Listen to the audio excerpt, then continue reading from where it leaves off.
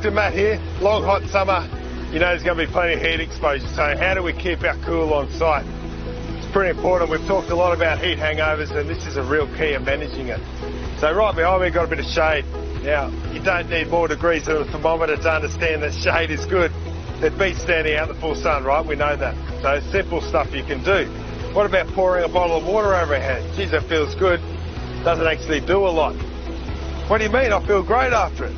Problem is, you're dropping your skin temp. So pouring water over drops our skin temp, makes us feel a bit better, but you know how it's just transient, it's really short. You don't feel that great for that long. It's because you're not influencing your core temp. It's not aggressive enough. So I'm not saying don't do it, just understand you're not getting proper cooling by doing that. How do you get proper cooling?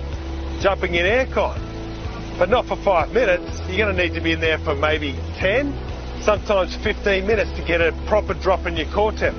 A drop in your core temp that I reckon would make a difference. Some workers will say, look mate, wet PPE in the aircon, I get real cold real quick within a couple of minutes. And we've seen that.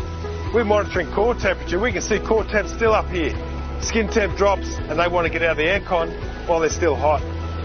It's no good. You can change your PPE, especially your shirt, jump in the aircon, you'll get as long as you want. You won't get that same feeling cold effect, and we can drop your core temperature that way.